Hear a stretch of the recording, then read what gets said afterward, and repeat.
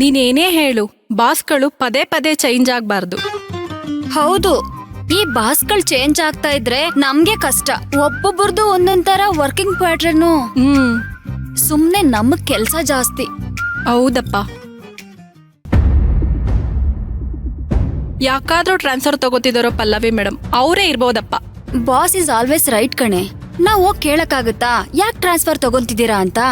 Pallavi madam love ಮಾಡ್ತಿದ್ದಾರೆ, ಅದಕ್ಕೆ ಇರ್ಬೇಕು ಕಣೆ. ಲವ್ವಾ?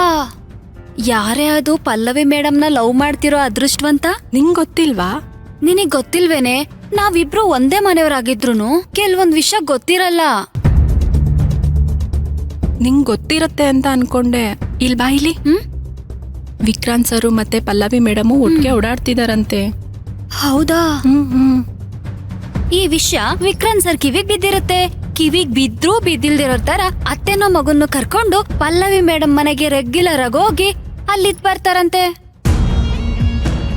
ಲವ್ ಇಲ್ದೆ ಇದೆಲ್ಲ ಸಾಧ್ಯನಾ? ಅಲ್ವೇ, ಲವ್ ಅಲ್ಲಿ ಬಿದ್ದಿದ್ರೆ ಚಿಕ್ಕಮಗಳೂರ್ಗೆ ಟ್ರಾನ್ಸ್ಫರ್ ತಗೊಂಡು ದೂರ ಏನಕ್ಕೆ ಹೋಗ್ಬೇಕು? ಇಲ್ಲೇ ಇರ್ಬೋದಿತ್ತಪ್ಪ. ವಿಕ್ರಾಂತ್ ಸರ್ದು ಸ್ವಂತ ಊರು ಚಿಕ್ಕಮಗಳೂರಂತೆ. ಮದ್ವೆ ಆದ್ಮೇಲೆ ಕಾಫಿ ತೋಟ ತಕೊಂಡು ಅಲ್ಲೇ ಸೆಟ್ಲ್ ಆಗ್ಬೋದು. Romantic place Chikkamagaluru. ಓ, ಅದಕ್ಕೇನೆ ಪಲ್ಲವಿ ಮೇಡಮ್ ಮನ್ಸು ಚಿಕ್ಕಮಗಳೂರ್ ಕಡೆ ಆಗಿರೋದೀಗ. ಆದ್ರೆ ನೀನೇನೇ ಹೇಳು, ವಿಕ್ರಾಂತ್ ಸರ್ದು ಮತ್ತೆ ಪಲ್ಲವಿ ಮೇಡಮ್ದು ಒಳ್ಳೆ ಜೋಡಿ. ಯಾವಾಗ ಅವ್ರ ಮದ್ವೆನೋ ಏನೋ. ಆದ್ರೆ ವಿಕ್ರಾಂತ್ ಸರ್ ಮಗನಿಗೂ ಪಲ್ಲವಿ ಮೇಡಮ್ ಮಗಳಿಗೂ ದಿನಾ ಜಗಳ ಅಂತೆ ಸ್ಕೂಲಲ್ಲಿ. ಮದ್ವೆ ಆದ್ಮೇಲೆ ಇದು ಪ್ರಾಬ್ಲಮ್ ಆಗಲ್ವಾ? ಕಷ್ಟ ಅನ್ಸಲ್ವಾ? ಚಿಕ್ಕ ಮಕ್ಳು ಅಂದ್ಮೇಲೆ ಇದೆಲ್ಲ ಕಾಮನ್. ಹೋಗ್ತಾ ಹೋಗ್ತಾ ಸರಿ ಹೋಗುತ್ತೆ. ವಿರಾಟ್ ಕೊಹ್ಲಿ ಅನುಷ್ಕಾನ ವಿರುಕ್ಷ ಅಂದಂಗೆ ವಿಕ್ರಾಂತ್ ಸರು ನಮ್ ಪಲ್ಲವಿ ಮೇಡಮ್ನ ಪವಿ ಅನ್ಬೋದು. ಚೆನ್ನಾಗಿದೆ ಕಣೆ ಇದು, ಪವಿ ಅನ್ನ ಹೆಸರು ಅಲ್ವಾ? ತುಂಬಾ ಚೆನ್ನಾಗಿದೆ. ಓಹೋ, ವೀಣಾ ಮೇಡಮ್ 16 ದಿನದ ಸುದೀರ್ಘ ರಜಾ ಆದ್ಮೇಲೆ ಕಾಣಿಸ್ಕೊಂಡಿದ್ದೀರಾ? ಏನ್ ಮಾಡ್ಲಿ, ಹೆಲ್ತ್ ಪ್ರಾಬ್ಲಮ್.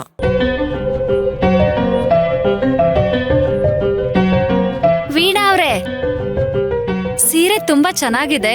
ಎಲ್ ತಗೊಂಡ್ರಿ? ಎಷ್ಟ್ ಕೊಟ್ರಿ? ಈ ಸೀರೆನಾ ನಮ್ ನಾದ್ನಿ ತಂದ್ಕೊಟ್ಟಿದ್ದು.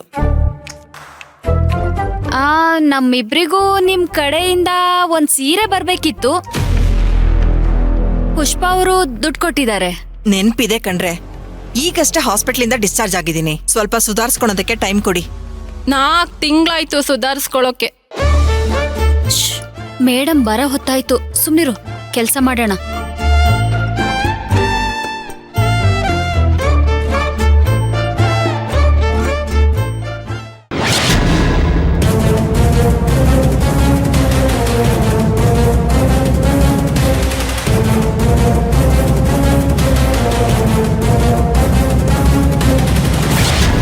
ಅಯ್ಯೋ ಮೇಡಮ್,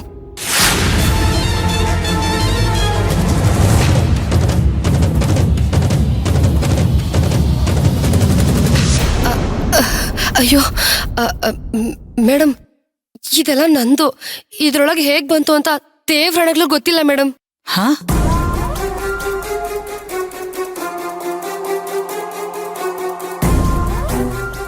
ಮೇಡಮ್, ಇದರಲ್ಲಿ ಪಲ್ಲವಿಗೆ ಸಂಬಂಧಪಟ್ಟ ವಸ್ತುಗಳಿದ್ವು. ಅದಕ್ಕೆ ನಾನ್ ನಿಮ್ಗೆ ಇನ್ಫಾರ್ಮ್ ಮಾಡಿದ್ದು. ನೀವ್ ಅದಕ್ಕೆ ತಗೊಂಡ್ ಬಾ ಅಂತ ಹೇಳಿದ್ದು.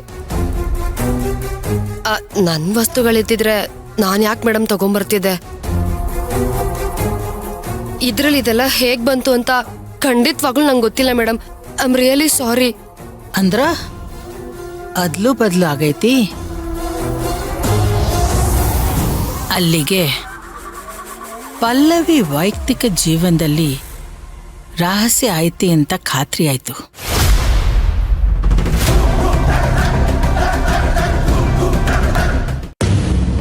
ಆಗಿದ್ದಲ್ಲ ಒಳ್ಳೇದಕ್ಕೆ ಅಂತ ಅನ್ಕೋ. ಮೇಡಮ್, ನಿಮಗ್ ನಾನ್ ಯೂಸ್ಲೆಸ್ ಅಂತ ಅನ್ಸಿಲ್ಲ ಅಲ್ವಾ?